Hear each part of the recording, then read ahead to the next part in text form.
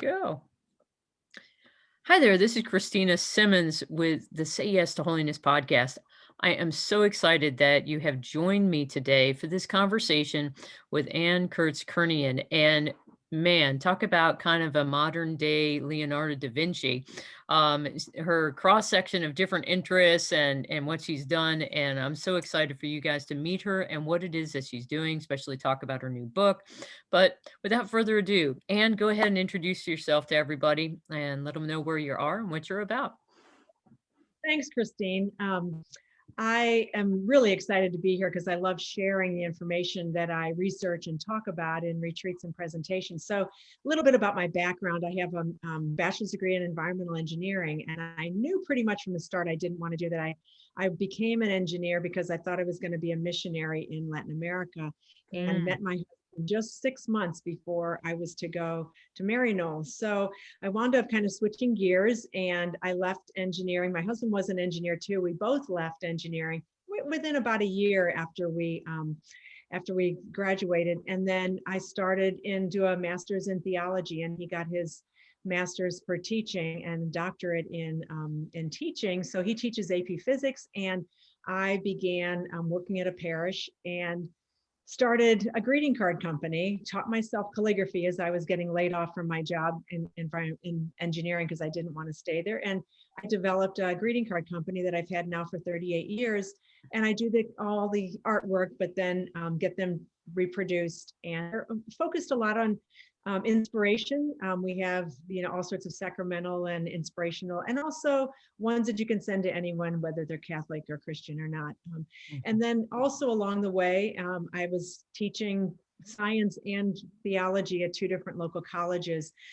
When our kids were born, I kind of patchwork together a number of different types of part-time jobs as they were growing up. I wanted to be home with them. And so after they graduated, I began giving a lot of retreats and started traveling across the country with both my speaking as well as my greeting cards. So we I get to do both. Now I have 3 employees who do fill all the card orders and kind of frees me up to do a lot of the research and writing. And I also have a graduate certificate in positive psychology. I'm working towards a master's in positive psychology as well. Wow. I love going to school. I wish I could say the same. I love to explore. That's actually one of my core motivations. Are you familiar with the M code, motivational core, at all? No.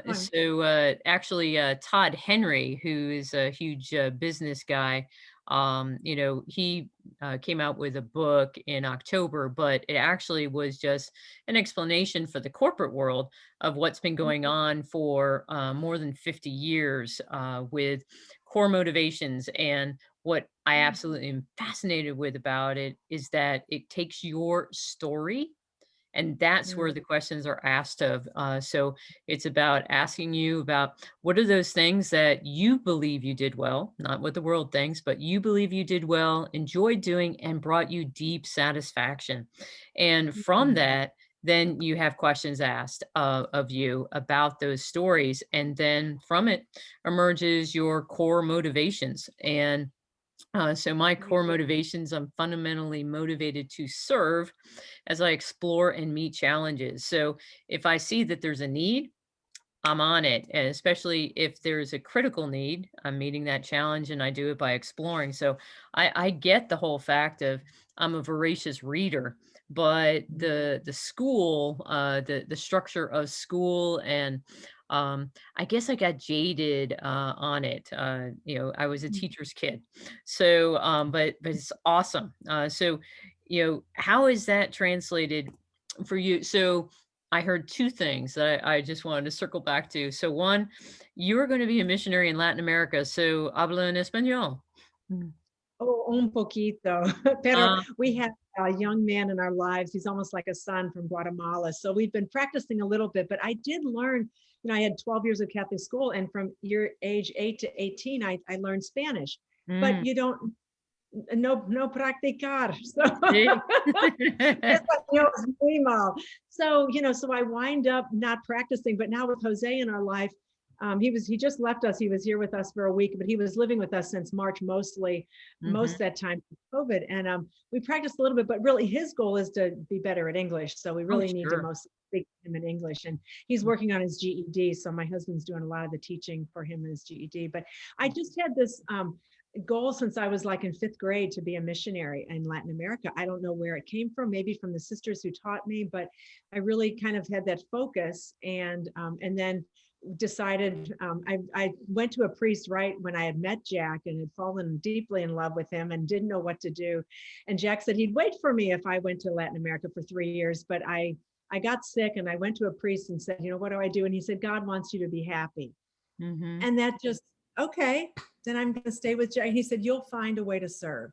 Yep. And so I said, okay, here we go. I'll find another way to serve. And I have. So, so, you just never know. Well, I mean, obviously, you see a need and you jump in, and so I think we're very similar that way. I'm fascinated that you taught yourself calligraphy. Mhm. So, so you felt that there was a need in order to be able to do cards for people to be able to do calligraphy in conjunction with the art. Mhm. Well, I've always, since I was a little girl too, I would play with letters. Like I would Mm. have a certain handwriting, like in fourth grade, and then halfway through fifth grade, I'd try to write a little with my left hand, and Mhm. then I'd go back and like do different slants. And I was always fascinated, but I haven't had an art class since I was in fifth grade because in our school, you either chose band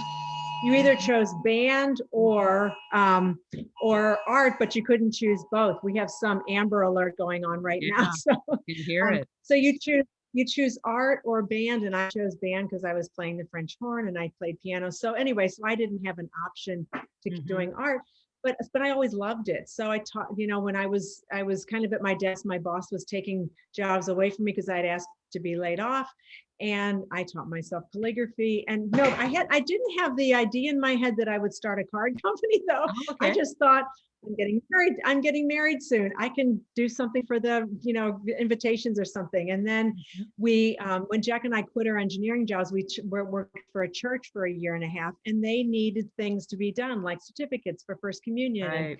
I wound up starting to do that, and then started to make cards, and it kind of started snowballing from Mhm. there. So Yeah. again, just kind of being led to where the doors opened really is what Mhm. happened. Yeah, part of why I was asking about Spanish is because I know that it's such a difficulty. So where I am as a parish is now it's made that transition into predominantly Hispanic, and so I know that it's a huge challenge for them to find things like cards in Spanish. And so it's just something of where I was just intrigued because I'm going, wow, definitely there's a niche there that you could find. But so anyway, so enough of my wandering around there. So what I really want people to know about is your new book and the spiritual practices for the brain. And that was actually a part of what you drew in during the winter summit last week, and absolutely fascinating. So can you share a little bit, kind of not just the overview of the book, but kind of how you got into then the result of the book? Mhm. Well, I've been looking at the intersection of science and theology for a number of years, over 20 Mhm. years. And as I read, probably it was my son, as he studied philosophy of mind in college, and part of that's neuroscience. And he was showing me some of the pieces of neuroscience and said, Mom, you'd really be interested in this. And I've been a long-term, and I've tried to meditate and be a contemplative for a long part of my life. Mhm. And those sort of pieces come together because neuroscience really looks at how to keep your brain healthy. And you know that meditation and mindfulness and practicing gratitude and breathing properly all keep our Mhm. spirits healthy, but also our minds healthy. And so there was this easy linking of those. And then as I researched that more and more through the years, this linking probably began in 2008. And then I saw that positive psychology was often mentioned as well. Mhm. And so I thought, so I began reading all these books on positive psychology and thought, if I need to get some paper that says I've done all this studying.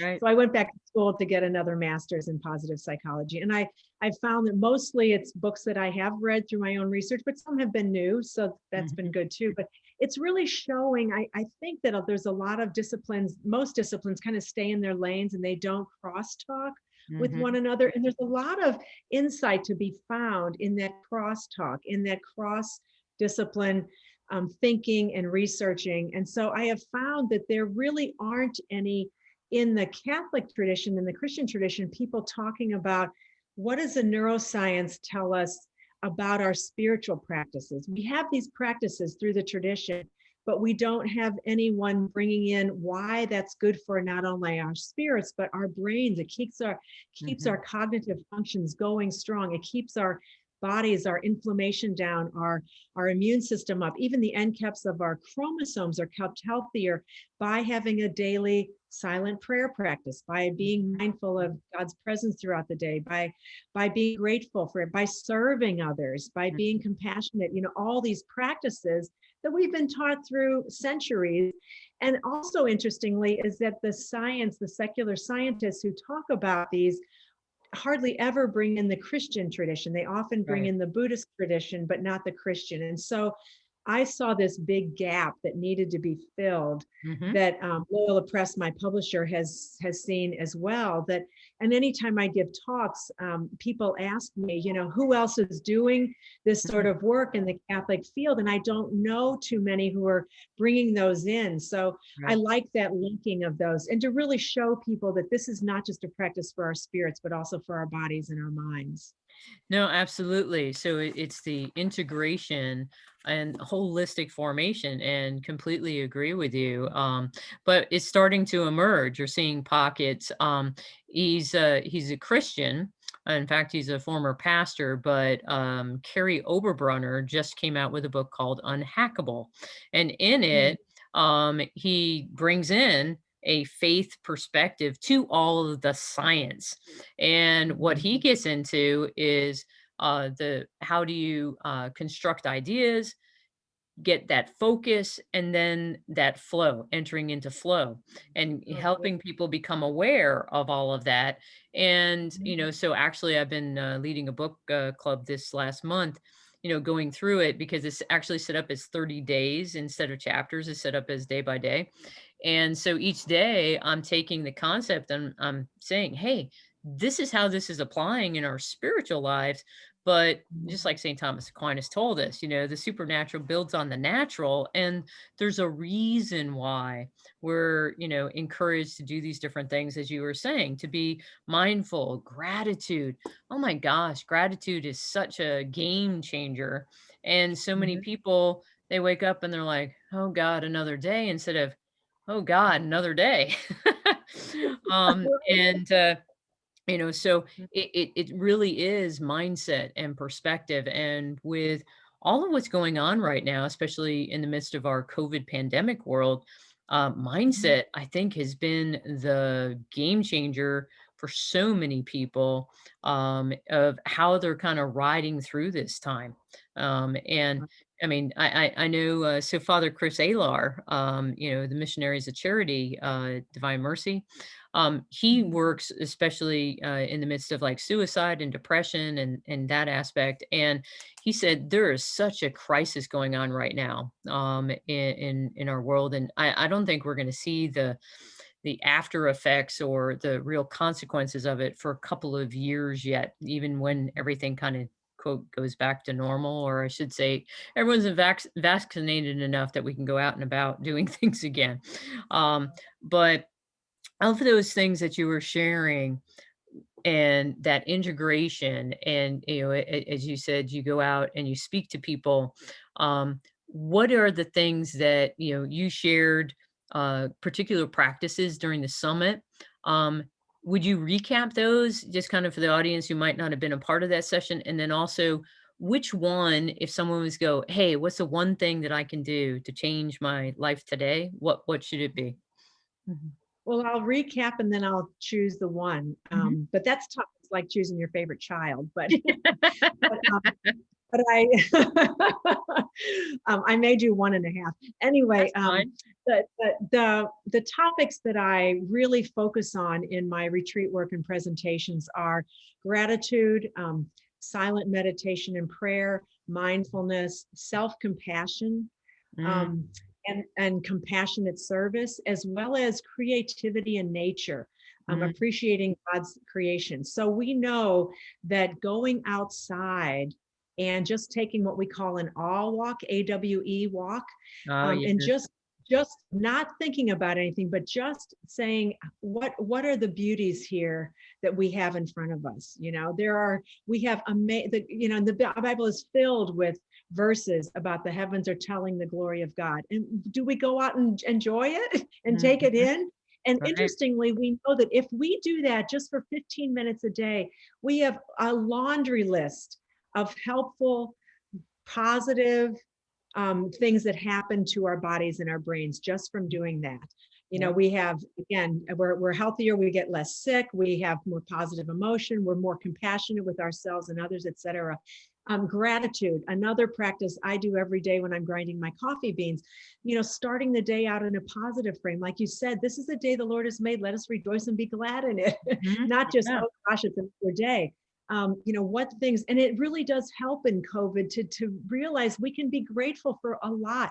Mm, As I shared with you earlier, Christine, I had COVID and I didn't have a great case of it. It took about 2 months before I was able to really exercise every day like normal. I usually am out with a pretty intense workout each day, and it took me a long time. I still don't have my sense of taste and smell back completely. mm, But I'm other than that, I'm pretty good. But I was in bed for about 3 weeks and couldn't get out. But I still every day relied on that practice of gratitude. What am I still grateful for? Even though I have never hurt this bad in my life, I haven't had a fever for this long. I had 11 days of fever.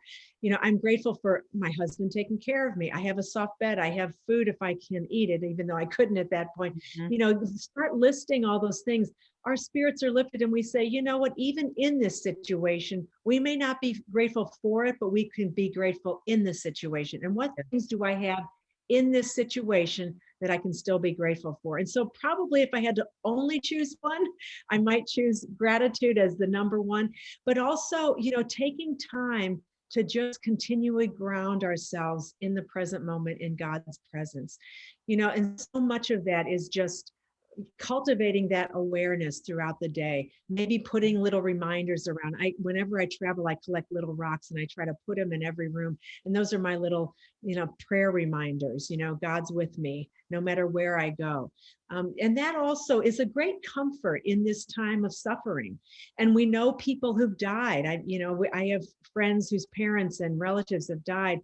None of my close friends or relatives, but you read these amazing stories of people who were great servants who've died, and we want to honor their lives by also continuing to be who we are and not wallowing in. But it's a difficult thing. These are not easy times. So Mhm. but finding ways to connect. One of the things we can do is write notes. Since I'm a greeting card Mhm. owner, greeting card company owner, writing notes. I wrote 3 notes the past 2 days to people. One had lost a dog and the other one had to have surgery again. Just sending a little note. Don't we love getting real mail? But I feel so good that I did that too. So it's not only from not only does the recipient receive positive emotions, so do you as a giver. So I find those, and that's part of our ways that we can serve. Even if we can't be serving in front of other people, we can find ways, and that's part of the creativity. I like talking about creativity. How can we be creative in our own lives? And we're all co-creators with God, so how can we bring that into our lives? What do we love to do? You were talking about motivation. I took a whole class on motivation in my graduate work, and bringing our strengths. What are each of our strengths? What are the things that make us excited and that we can do well? Well, bring those into our lives every day. How do we serve? I love writing, so I write. I love speaking to people, so I try to continue finding ways that I can give retreats through Zoom. It's a great technology. So instead of, I guess the perspective I can offer is, so I could be saying, oh, isn't it terrible? I can't go and give retreats. Or I can say, isn't it lovely that we have Zoom, that I can give retreats? It may be more limiting, but still I can do that. So Mhm. kind of look, and it's not being like a Pollyanna about it and Right. saying, oh, things are all great all the time, everywhere. That's not true, but finding those points in the world that we can kind of plug in. What are those square squares that our gifts can set into? And that's all. And we don't have to do everything. Mhm. Just find one thing, find two things. You know, if we set up our list of 10 or 20 things, that's too much. Mhm. Just set one thing today. How can I serve today with the gifts that I'm given? And Mhm. that's it. Just as simple as that. Yeah. And that ties into a daily resolution. So many people will get overwhelmed just with the spiritual life in general because they'll be like, oh, I have to do this, I have to do that, and I have to, Mhm. and instead it's just like, no, our Lord asks us just to say yes to Him in the present moment and to do one small thing in order to, Mhm. as you said, to serve as we can. And so, many times I talk to people about a daily resolution coming out of that prayer time. What is it our Lord's asking you to do today? In the midst of your schedule, whatever it is that He's entrusted to you. And so often people will be like, oh, well, I don't know what I can do. And I'm like, doing is about being. We're called to be. So if you can change your awareness, so you have an awareness of like when you go outside and it's just like, oh, this look at creation, look at nature, and to grow in your awareness of God's care for you through nature. Or it's to deepen that understanding of how it is that just by writing a note and sending it to someone that's making their life better. Those are all daily resolutions, but sometimes you're right. We're far too hard on ourselves. And when you were talking at the summit last week, the self-compassion, when you were sharing that, it was a Mhm. great reminder for me because I am so hard on myself because We I'm are. Yeah. yeah, yeah. Yeah, and that is probably one of my most popular talks and retreats. Mm, I've given it 2 or 3 times already this year since the pandemic, and I know I'll mm, give it again at least once or twice in the spring. We're hard on ourselves almost to a mhm, person in the United States, and maybe not around the world, but and so yeah, we may make these lists that are way too long because we think we have to do everything. And right. there are one of the sisters that I know well says, you know, God doesn't call us to do everything. you know Mhm, the whole world doesn't rely on us. There's parts of the world that rely on it. Find that little bitty part, find that mhm, small part, but be compassionate. The saying from Matthew is love your neighbor as yourself. Don't forget that as yourself part. That's that's part of it too. Not just love your neighbor, but yeah, it's love your neighbor. But I remember growing up that the neighbor part was really emphasized. And mhm, it's not a selfish thing, because we know from positive psychology research that the more we practice self-compassion, the more compassionate we can be towards others. So mhm. it's not a selfish practice. It's really one and it spills out into all sorts of other people. So it's really important that we take care of ourselves too, because if our well is dry, there's nothing to give others. Exactly. And I think that, that point that you just made is even more reason why the sacrament of reconciliation, to receive that grace and that forgiveness ourselves, then we're Mhm. able to share that with other people more freely as well. And so often we make it about, oh, I did, and it's just like, no, go to receive that grace so you can go give it to other people. I mean, yeah, Right. I, Yeah. I, I Yeah. I joke and tell people all the time, there's nothing that's been given to us that's just for us. It's for us Mhm. to share it with other people. And that doesn't mean we don't get to keep some of it. It doesn't mean that that we have to give it, quote, all away. That's actually a scarcity mindset rather than it's an abundance. It's just like, no, the more you take in, the more you can give, the more that you get, the more you get. And what's crazy is all this research that's done now is shows that how just volunteering and serving causes people's lifespan to be longer. I Yeah. mean, by a lot. People who Yeah. volunteer two times a week or more, there's something like a 44% longevity bump from them. I Hmm. mean, we just know that people, and just think of the people in your life who are most engaged, serving others, volunteering, giving to others. They are the happiest people I know. They are Mhm. absolutely, and one of the big researchers in neuroscience, his name is Dr. Richie Davidson from the University of Wisconsin-Madison, one of the premier men who researches meditation and mindfulness. But I listened to a podcast of his talking about children and teenagers. Teenagers, when you're talking about suicide and depression, there's a pandemic for just for that age group. And Yep. my next book is actually going to be on that. What spiritual practices can help teenagers and young adults? And he Mm, says that the one thing, if we're just going to tell our kids, our teenagers and young adults, one thing they can do to feel better is to go out and help other people and volunteer. This mhm. is a man who researches hard science, takes brain images all the time, but what he finds is that serving others is the key to happiness and to lifting people out of depression and anxiety.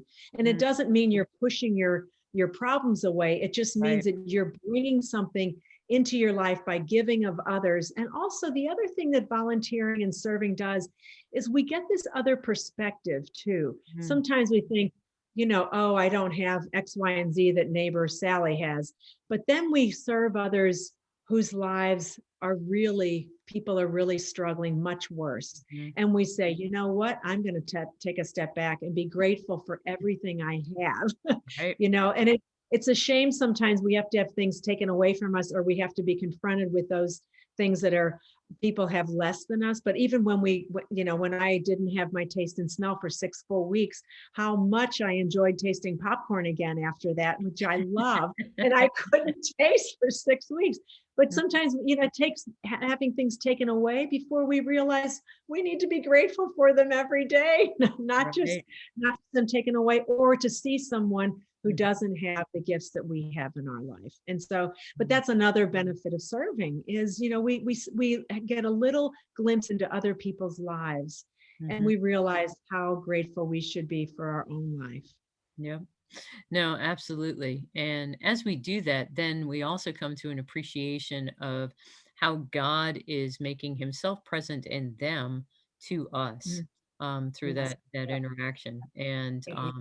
And again, it broadens our perspective, it broadens our appreciation for what we have. And also, I think it gives us a deeper appreciation of the uniqueness of who we are and how Mhm. we have to show up our full selves so that that way everyone can benefit. Right. And Right. so, but man, so do you have all of these themes that roll into your card company still?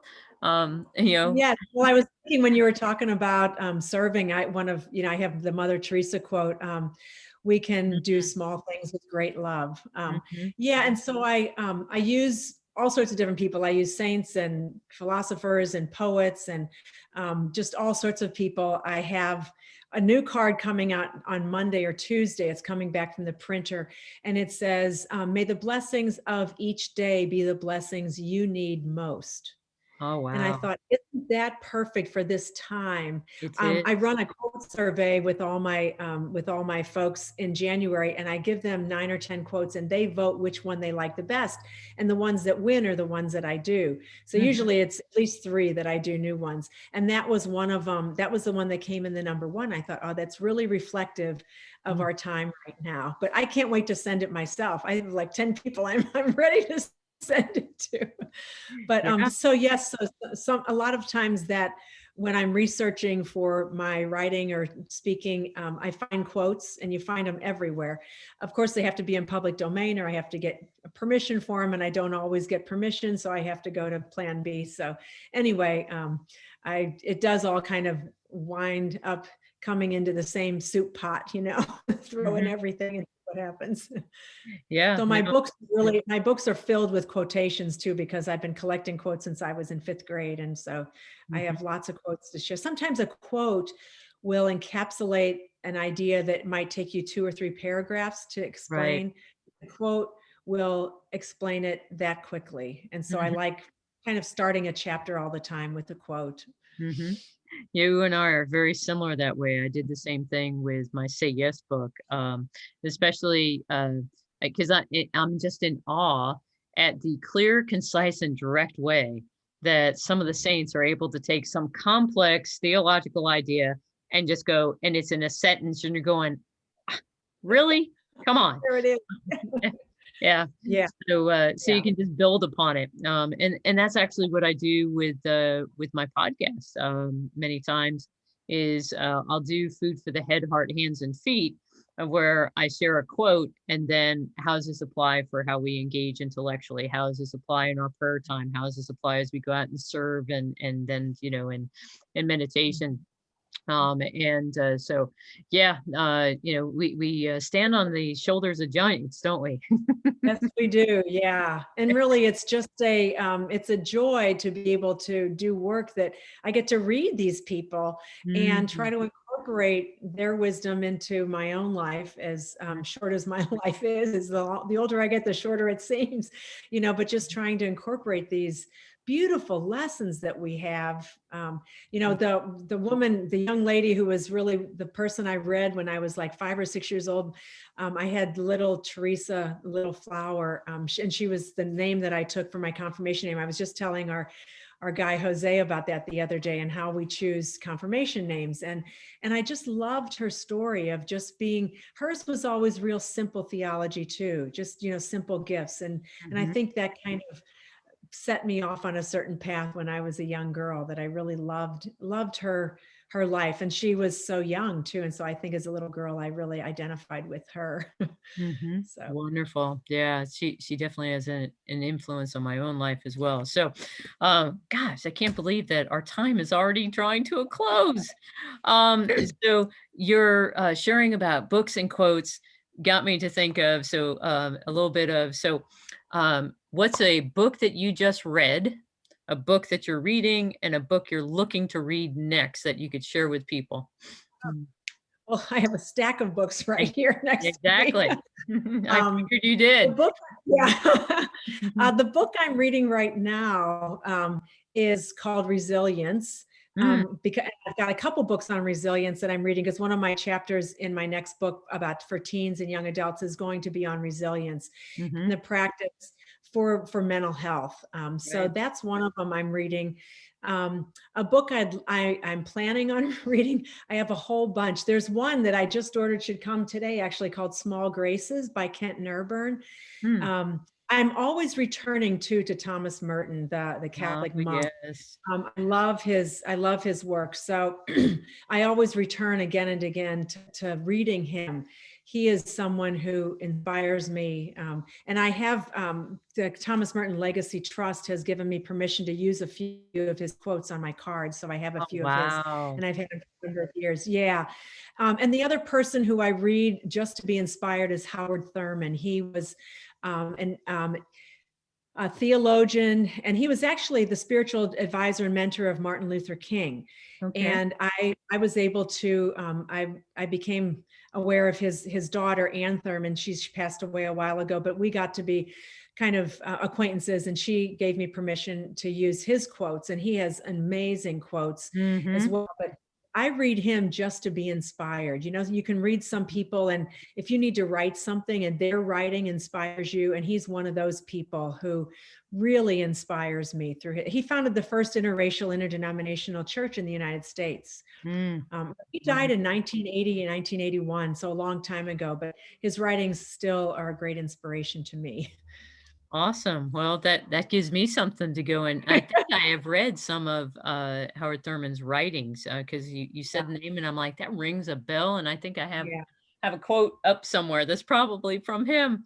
Well, But his quote that I love most is, ask yourself what makes you come alive and do that, because what the world needs is people who have come alive. And mm, that's one of my quotes too. And that's really what I would advise young people as well. Find out what you love to do, what makes you come alive, and do that, because in that way you will serve best. mhm. No, definitely. And again, it circles back to, what I'd shared about the M code, because that's Mm, exactly what I've seen when I've worked with young adults, where they're kind of like, I'm not sure what to do. And it's just like, let's zero in on what is it that you're passionate about, that motivates you, because those are the deep desires that God has placed in your heart from the very beginning. And one of my favorite quotes is from Frederick, I never say his last name right, Buchner. Buchner, yes. Buchner? I love, Yeah, yeah. so where your passions and the world's greatest need cross, therein is your Mhm. vocation. Yeah. But yeah, absolutely wonderful. Well, thank you so much for this time. Oh, I you're want welcome. everyone to know how to get a hold of your cards and to get in touch with you, and so please share. Mm. Sure. Well, my spiritual practices for the brain, my book, Caring for Mind, Body, and Soul, you can get on our website, cardsbyann.com, or on Amazon or through Loyola Press. Our website is just cardsbyann, cardsbyanne.com. You will find there all sorts of cards. I was just talking about to my folks earlier today about I just have 2 new Lenten cards. They're up on our homepage. We have over 500 cards, designs. We have magnets, bookmarks, my books, all sorts of. We also sell crosses made in Canada there that are lovely and very reasonable, like $2 or $3 a piece. So those are there as well. And my email is ann@cardsbyann.com. I'm happy to field any questions or comments or anything. And I do have an Instagram account, just Cards by Ann. So any of those. Awesome. Well, I'm just so enjoyed our conversation, just as we did last Tuesday, and it's so it brings me great joy to be able to share what it is that you are doing, and especially the work that you're doing in the integrating of our spirituality and neuroscience and psychology right now. I really think that that is the path ahead for all of us, is that cross discipline approach, and not just siloing, but rather to integrate so that we can become those holistic people that God created us to be. Mhm. One final quote, of course, Saint Irenaeus, the glory of God is man fully alive. So you're definitely that example. So thank you so much, Anne. I appreciate it. It's a pleasure. Thanks so much for having me. It's Blessings. been great. Well, everybody, that wraps up our time today. Thanks again for joining our conversation. And remember to continue to do whatever it takes so that you can tell the master of death, not today. God bless, and talk to all of you again